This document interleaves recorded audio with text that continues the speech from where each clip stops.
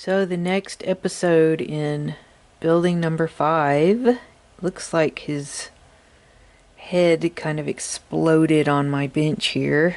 We've got lots of parts. I think the last episode I was trying to print one of these eye parts, and I still have not completely uncovered the mystery of printing these. They tend to, in ABS, the bottom 1/4 inch tends to shrink, and I think it's because of these holes.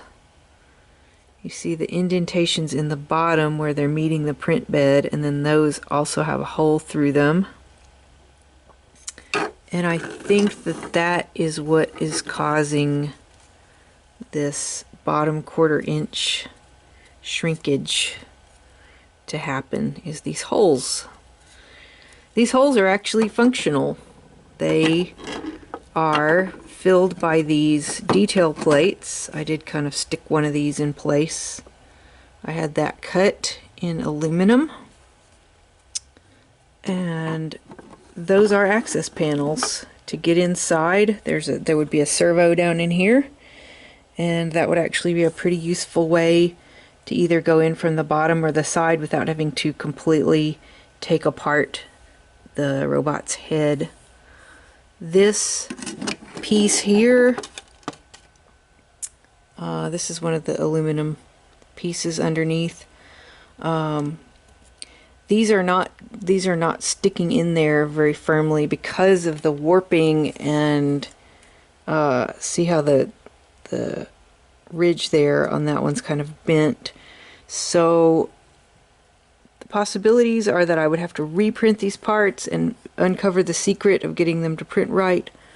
But what looks like might need to happen is that I'll just work on them, I'll sand them, I'll carve them out a little bit, I'll use some filler in these gaps here just to have to keep from completely reprinting all of this stuff. This part right here, this little triangular shaped one, was a beast. I printed it like 6 times, and this was actually the best version I got, and I tried a bunch of different settings. But as soon as it gets above that 1/4 inch mark, the part prints pretty well. So it is a mystery, and I know every printer and every filament might work slightly different, but that's nothing some filler and some primer can't manage. And then I would do other parts like these back vents, and I would print those sitting on the bed with the bottom down here, and that ridge there is from the brim that was on the bed. But these printed nearly perfectly because this bottom didn't shrink or warp or lift. It printed very, very well. And then the vents, these are going to go on the sides and on the back of the head. They printed beautifully. They're going to need to be sanded. All of this will be sanded, and it'll all kind of stick together. You can see I've got part of it already screwed together, but those should all kind of slide together and make a nice casing for the bottom of the head. I've also printed some of the top casings. This is one of the top pieces where the little whip antenna comes out of this hole here, and this is one of the detail plates, and because this was up above and didn't warp, the bottom lifted just a little bitty bit on that one, but it should be fine. But this little detail plate popped into place just perfectly. So that's one of the top pieces, as are these vents here are part of the top casing.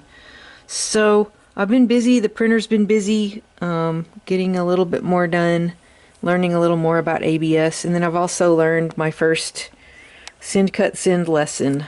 SendCutSend is a company that laser cuts metal pieces from flat geometry. You can send them an Adobe Illustrator file of your geometry with the sizing, and you just tell them what kind of metal, how thick you want it, and they do a beautiful job there.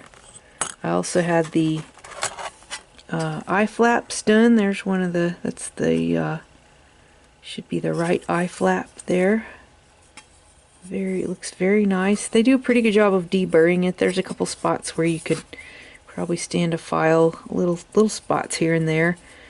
But then you would probably sand these, rough them up a little, primer them, paint them kind of that graphite, that kind of flat finish graphite color, and they will look like all the detail plates and eye flaps will look really nice, and these will all fit into place on the outer head casing.